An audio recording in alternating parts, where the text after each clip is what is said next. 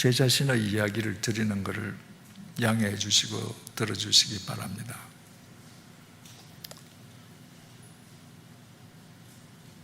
저는 모태신앙으로 태어났는데 호랑방탕하게 살았습니다. 그러다가 아시는 분들은 많이 아시고 계십니다만 84년 8월 2일 새벽 2시에 주님께서 정말 핀셋으로 저를 뽑아내셨습니다.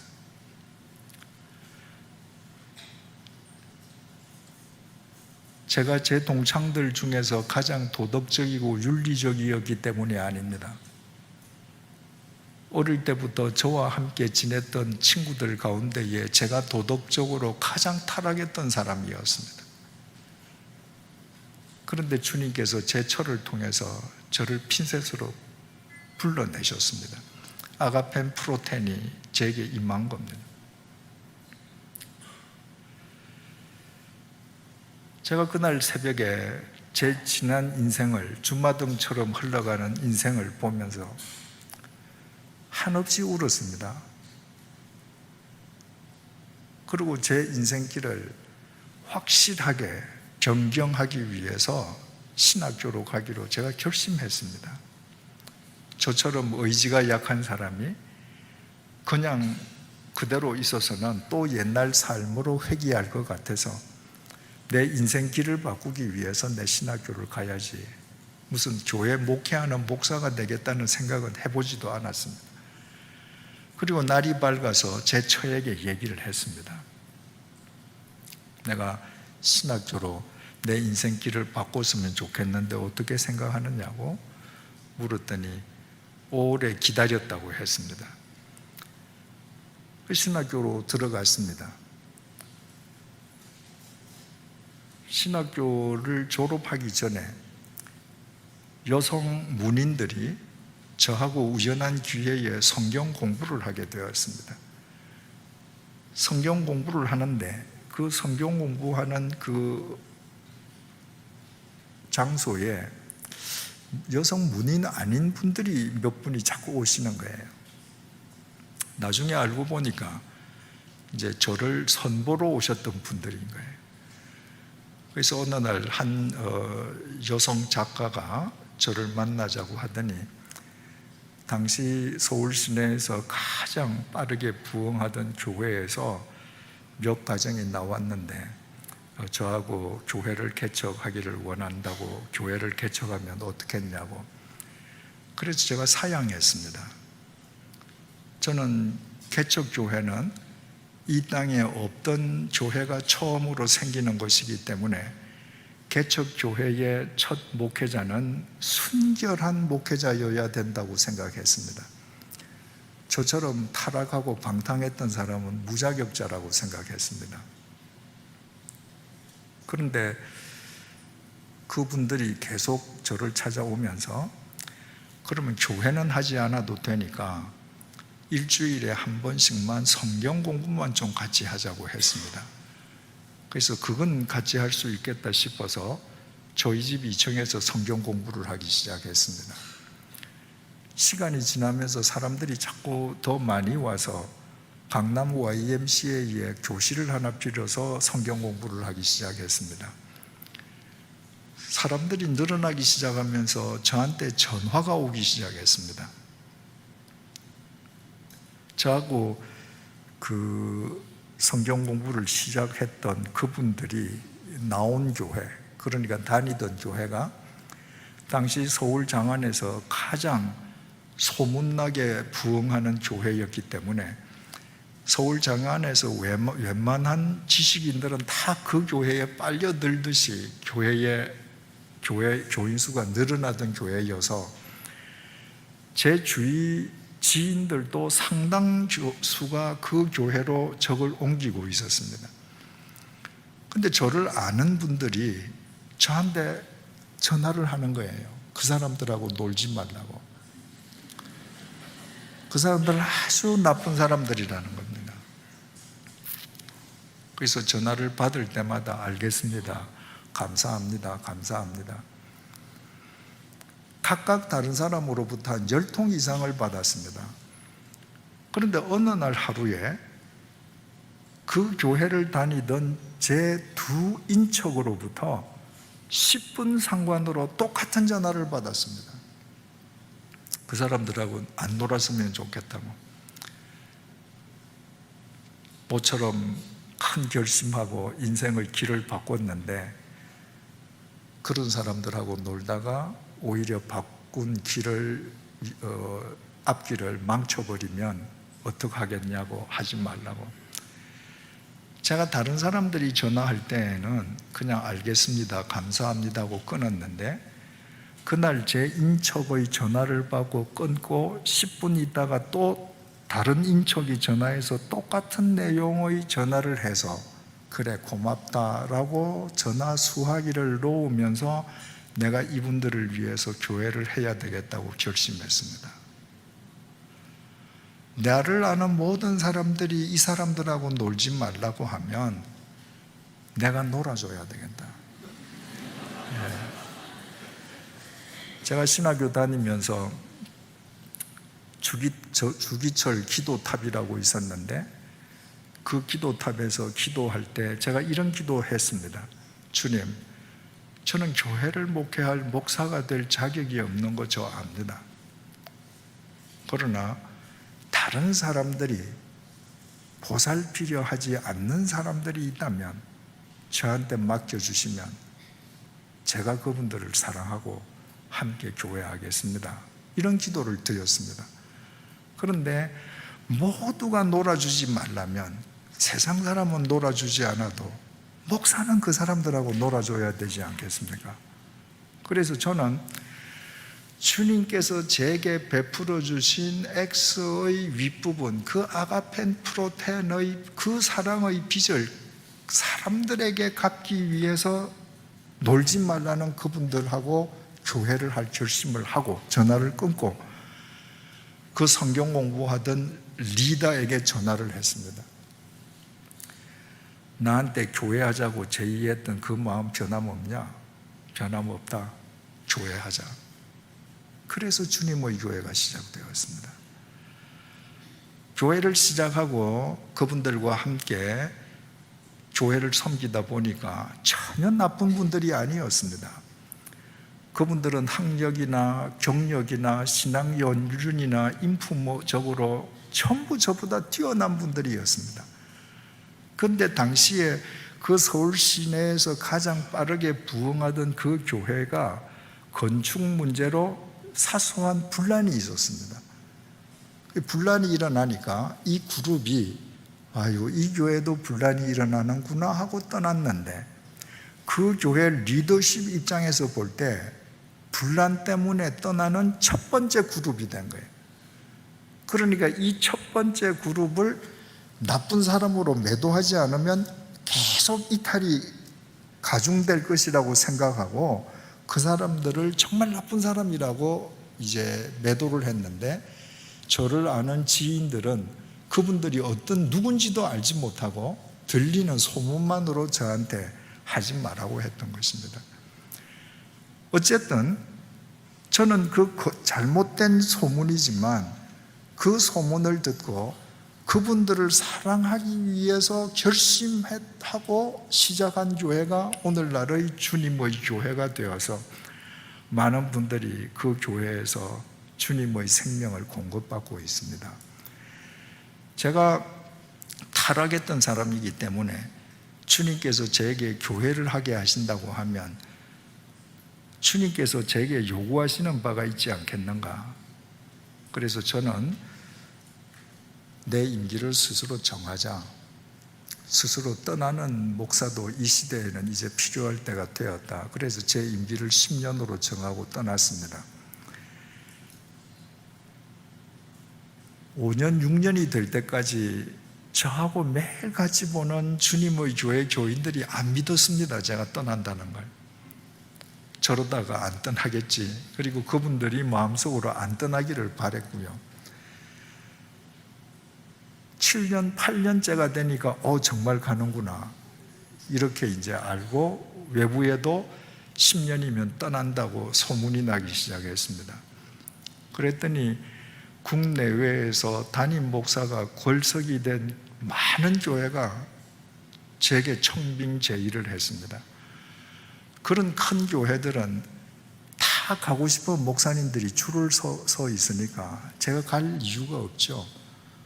그런데 제네바에서 편지가 왔습니다. 제네바 한인교회가 설립된 지 20년이 되었는데 단 한 번도 담임 목사가 있어 본 적이 없는 미자립교회여서 봉급을 다 주지 못하고 60%밖에 주지 못하니까 그 60% 중에도 15%는 내가 책임지고 가져가고 60%밖에 못 주니까 가족은 서울에 두고 혼자 와서 3년만 교회를 봐달라는 겁니다. 노했습니다. 네. 얼마 후에 그 교회 교인 대표가 다시 편지를 보냈습니다. 스위스 제네바라고 하는 브랜드가 좋기 때문에 온다고 하는 목사님이 계셨는데 정말 이 교회가 가난해서 봉급을 제대로 다 못 준다는 걸 알고 오지 않는다는 겁니다. 그러니까 당신이 혼자 와서 3년만 좀 봐주세요. 남이 가고 싶어하는 교회라면 제가 갈 이유가 없지만 가겠다는 사람도 안 가는 교회를 제쳐라, 너 안 갈래? 주님께서 프로포즈 하시는데 안 가면 직무유기죠. 제가 저 차한테 얘기했습니다. 갔으면 좋겠는데 어떻겠냐? 내가 3년 가면 단돈 1원도 못 보내준다. 당신 혼자 아이 4명 책임져야 한다. 제 처가 내가 책임질 테니까 갔다 오셔요. 그래서 제네바 한인교회를 갔습니다. 하나님께 진 빚을 그 미자립 교회 교인들에게 갚기 위해서 갔습니다. 제가 가 있는 동안에 제네바 한인교회는 자립해서 제가 떠난 뒤에 20년이 되기까지 제 후임자들은 모두 식구들과 함께 가서 지내고 있습니다. 3년을 하고 서울에 와서 저는 더 이상 교회 목회를 하지 않으려고 했습니다. 그리고 개인 전도자로 살고 있는데 양화진 외국인 선교사 묘원의 법적 소유주인 100주년 기념 사업 협의회 어르신들이 저를 찾아왔습니다. 당신들은 다 한 발을 요단강에 넣고 지금 이제 죽음을 기다리고 있는데 이 성질을 지킬 기관이 없다. 한국 대형교회에 부탁을 해도 아무도 해주지 않는다. 그래서 마지막 대안으로 이 성질을 지킬 교회를 세우기로 했는데 네가 목사를 좀 해줘야 되겠다. 교인 한 명 없는 교회인 겁니다. 그래서 사양했습니다. 저는 더 이상 목회하지 않겠다고. 이분들이 나가셨는데 1시간 반 만에 또 오셨습니다. 그리고 그 어른들이 저 앞에서 눈물을 보였습니다. 그래서 그분들의 그 눈물의 부름에 순종하기 위해서 100주년 기념교회를 시작했습니다. 저는 3번 목회를 했는데 제 개인적인 목회의 어떤 계획이나 비전을 위해서 목회하지 않았습니다.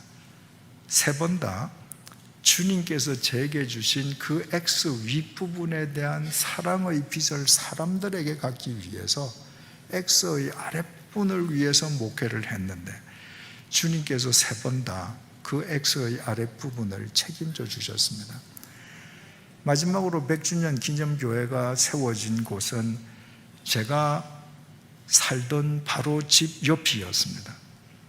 제가 살던 집 옆에 100주년 기념교회, 말하자면 제 마지막 목회 교회가 세워진 것입니다. 제 집 옆에 100주년 기념교회가 세워졌더라도 제가 100주년 기념교회 담임 목사가 안 되었더라면 저는 그대로 제 서울집에서 살다가 서울에서 죽었을 것입니다. 제 인생을 마감했을 것입니다. 그런데 제가 살던 집 옆에 교회가 세워졌으니까 제가 그 교회 담임 목사를 하다가 임기를 끝내고 나서 제가 죽을 때까지 교회 옆집에 제가 살고 있으면 제 후임자들이 얼마나 힘들겠습니까? 그리고 교인들이 제 후임 목사 또 저 이 양쪽을 다니면서 교인들은 또 얼마나 힘들겠습니까? 그래서 백주년 기념교회가 세워지자마자 제 처하고 우리가 서울을 떠나서 이제 인생의 마지막 정착지를 다른 곳에서 찾자. 그러면서 인생의 마지막 소명지를 시골로 들어가서 시골에 계신 분들과 삶을 나누기로 하고 어디로 갈까? 우리 주위에 지방에 연고가 있는 지인들에게 부탁을 해서 어디든지 평당 10만 원짜리 땅이 나오는 곳이면 그곳을 하나님께서 우리를 부르시는 곳이라고 믿고 가자. 평당 10만 원이라고 특정한 이유는 한국처럼 부동산 투기가 열기를 뿜는 그 나라에서 산속이 아니라 마을이 있는 곳의 땅으로 평당 10만 원은 없다고 생각했기 때문에 하나님께서 찝어주셔야 된다고 생각했거든요. 그러니까 하나님께서 찝어주셔서 10만 원짜리 땅이 나오면 전라도든 충청도든 거기로 가기로 한 거죠. 그래서 몇몇 분들에게 부탁을 했는데 제일 먼저 어느 지방에서 땅이 나왔다고 연락이 왔는데 우리가 생각했던 10만 원보다 더 싼 8만 원이었습니다. 그래서 좋다고 사겠다고 했는데 연락이 없더니 12만 원으로 올랐습니다. 서울 사람이 산다고 하니까 땅값이 오르는 거예요. 하나님께서 그런 대로 부르실 리는 없지 않습니까? 그래서 포기했습니다. 또 제 부탁을 받았던 한 목사님께서 전라도 남쪽 앞에 어디 섬 제일 끝에 10만 원짜리 땅이 나왔다고 해서 여름 휴가 때 가봤더니 서울 사람이 산다고 하니까 18만 원이 되어 있었습니다. 거기도 아니었습니다. 그런데 거창에 산속에 마을이 있는데 마을 땅이 10만 원짜리가 나왔다고 했는데 거기에는 서울 사람이 산다고 했는데도 땅값을 올리지 않았습니다. 그래서 제 처가 가보지도 않고 그 땅을 매입하고 등기할 때 처음 가서 가봤습니다. 그리고 이제 작년 11월 18일 날 퇴임을 하고 그곳으로 이사를 갔습니다. 여러분, 돈 10만 원을 들고 제가 대한민국을 제 처와 함께 누비고 다닌다 한들 어디서 제대로 된 땅을 얻겠습니까? 그런데 우리는 가보지도 않고 10만 원짜리 땅이 나오면 하나님께서 부르시는 땅이라고 갔는데 해발 560m 산 중턱의 40호 마을인데 저희 집은 바로 대나무 숲 바로 앞입니다. 저희 집 뒤가 대나무 숲이에요. 그리고 마을이 얼마나 아름다운지 모릅니다. 제가 그 마을에 가서 얼마나 감격했는지요. 500년 된 마을인데 1973년까지 그 마을은 지게짐 길밖에 없었습니다. 1973년도에 그 마을 분들이 새마을 운동을 하면서 45일 동안 삽으로 자동차가 지나갈 수 있는 길을 만들었습니다. 45년 전에 길을 닦았던 분들이 지금도 살아계십니다. 저하고 같은 나이들이에요. 아무리 그 마을에 10만 원짜리 땅이 나왔더라도 아직까지 지게길밖에 없으면 우리는 갈 수가 없습니다. 그 마을 사람들이 땀을 흘려서 길을 닦아뒀기 때문에 차가 올라가니까 우리가 갈 수 있습니다. 우리 집 앞으로 들어가는 골목 앞에 마을 광장이 있는데 그 광장 한가운데에 산에서 내려오는 계곡이 있었습니다. 2003년도에 태풍 매미가 몰아쳤을 때 산 계곡 물이 넘쳐서 그 마을 주민들이 군청에 진정을 해서 그 계곡 복개 공사를 했습니다. 만약에 거기에 계곡이 그대로 있더라도 저희 집으로 들어갈 수가 없습니다. 2003년도에 복개 공사를 해서 그 마을 골목으로 저희 집까지 차가 들어갈 수 있습니다. 제가 X를 놓고 볼 때 그 500년 된 그 마을을 하나님께서 500년 전부터 일구시고 1973년도에 자동차가 들어가는 길을 만드시고 2003년도에 그 계곡 복개 공사를 하신 것은 2018년도 11월 18일 살아갈 나를 위해서, 우리 부부를 위해서 그렇게 닦아주신 거예요. X의 윗부분이에요. 그 마을에 들어갈 때마다 이 X의 윗부분에 사랑을 베풀어 주신 하나님께 감사하지 않을 수 없습니다. 그러면 제게 남아있는 게 뭐겠습니까? 그 하나님 사랑의 통로로 사는 겁니다. 우리가 그 마을에 이주해서 살 수 있기까지 500년 동안 그 마을을 닦아온 그 마을 사람들을 사랑하는 것으로부터 시작해서 한 사람이라도 더 많은 사람을 코끝에 호흡이 있는 동안에 사랑하면서 X의 아랫부분을 그려가다가 생을 그치는 것이 이제 저희 부부에게 남아있는 숙제 아니겠습니까? 서두의 질문으로 되돌아가겠습니다. 첫째 질문, 믿음이 자라간다는 것, 성숙해진다는 것은 무엇을 의미합니까? 여러분들의 눈에 사람이 보이기 시작하는 것입니다. 여러분들 교회에 오면 만나도 늘 뻔한 사람 만나지 않습니까? 나하고 성정이 같고 나하고 수준이 같고 내 봉사팀에 있는 분들 같고, 그거는 X의 한 꼬리밖에 없는 것입니다. 내가 헬라인인데 생각해보지 않은 야만인을 위해 내 생을 나누어 줄 수 있고, 나는 지성인인데 지혜로운데 어느 날 내가 대하고 싶지도 않았던 어리석은 사람을 위해서 내 주머니를 털 수 있을 때, 바꾸어 말하면 여러분의 삶 속에 X의 아랫부분이 구현되기 시작할 때 여러분의 삶은 성숙해지는 것입니다. 그것이 성경의 핵심이기 때문입니다. 둘째 질문입니다. 하나님께서 지금 여기에 앉아있는 우리 가운데 한 분, 으뜸인 사람을 뽑으신다면 누굴까요? 세상에서 가장 좋은 스펙을 가졌는데도 이 자리에 앉아있는 사람? 천문학적인 X의 헌금을 한 사람?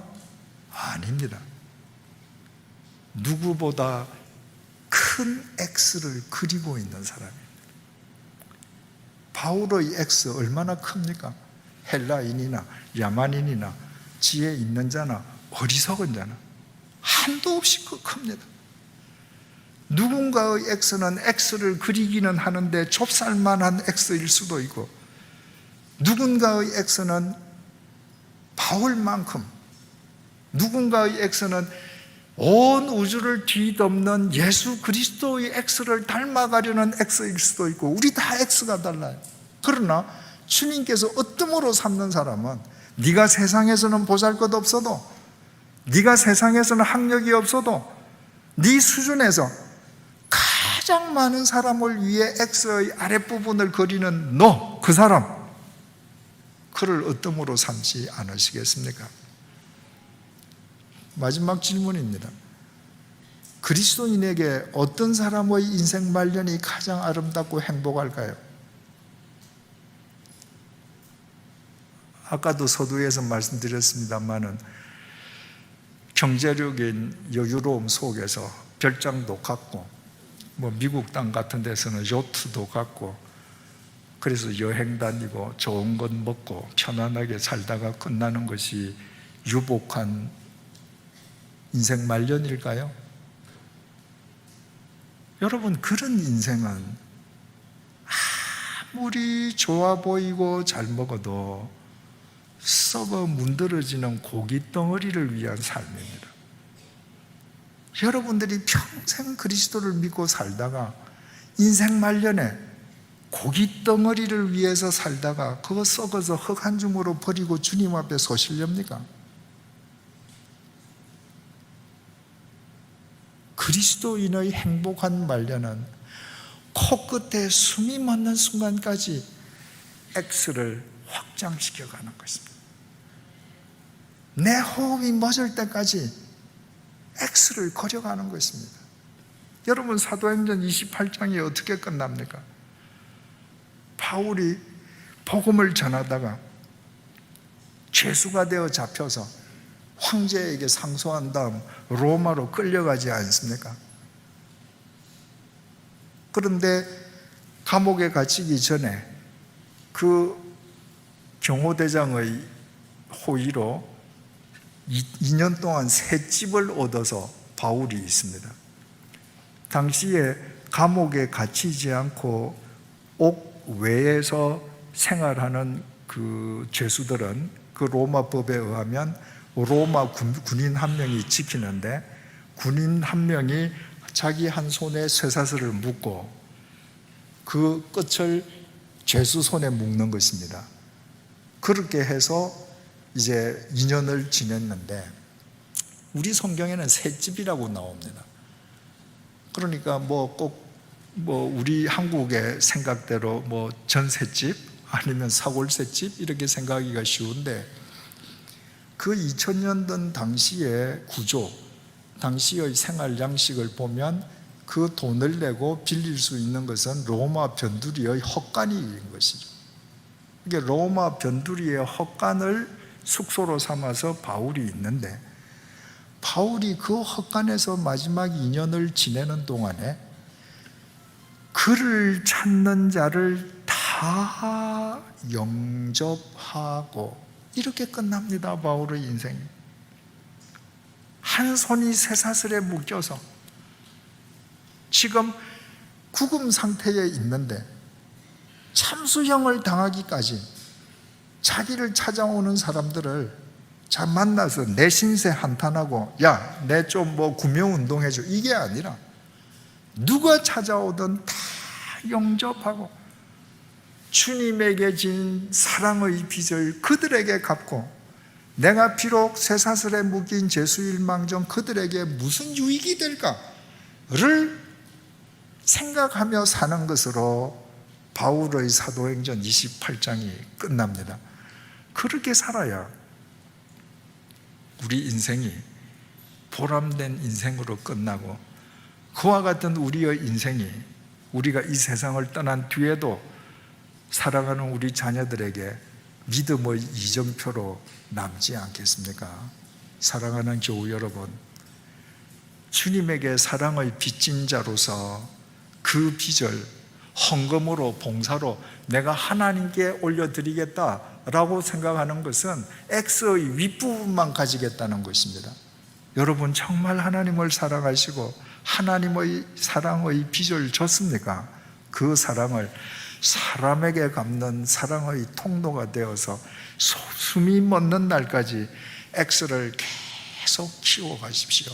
우리가 세상에서는 비록 보잘것없는 미물이라 할지라도 주님께서는 우리 한 사람 한 사람을 가리켜서 네가 으뜸이라고 말씀하실 것입니다.